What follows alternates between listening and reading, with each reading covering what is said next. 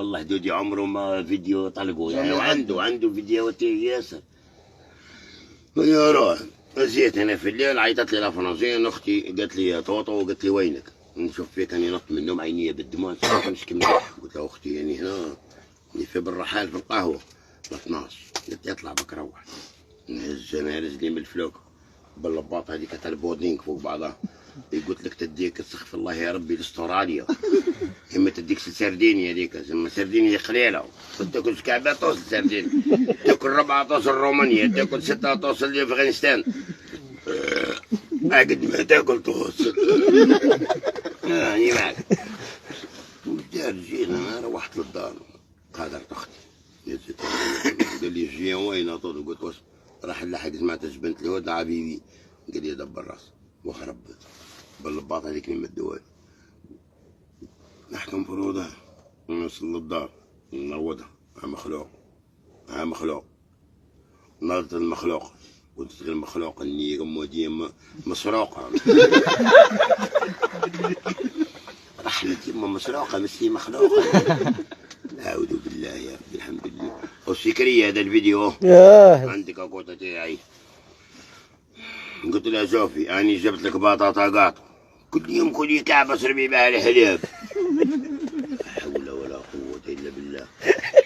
شتي تم انا طلقت تنبال بطاقاطو تبين لك مرتك زنبيها بطسريه، جيب لها طارطه باه تبان باللي مهلوك خلاص. بودينغ ربي يكشفني فاهم.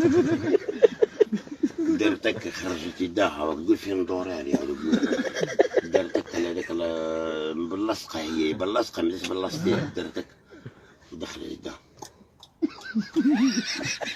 الله يربي هذا النهار العيب كملتها. انا كنت في روحك في المنام هذيك، راحت بالروس راحت بالامريكان، حركتها انا قلت لها مراه انت كحي جاي حال تقرعي، روحي استريحي رشي الماء، هي 20 كعبه ماكله. شفت نرقد شفتي كنت نرقد انا ومرتي راسي وراسها، او نرقد رجلي. رحمة يمه قلت قلت ولا قول لي ولا كومبريون الناس حي هاي تحتي بموطر وكاس بالفيديو. هاي شوف انت تمسك لي صغير اسكت.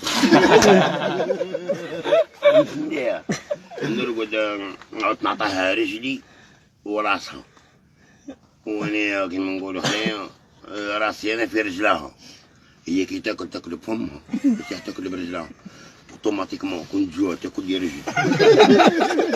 نعطيها كتبي بالاخر يمنع لي الحافل، تعطيك الحافل المرأة والله زربتوها يا خاوتي زربتوها. انا نعرف بالفيلم دورار، زوجت فيلم دورار. طلقت هني الحمد لله، درك ما كان يعض لي وجهي، لا يعض لي حافري لا يعض لي عالة.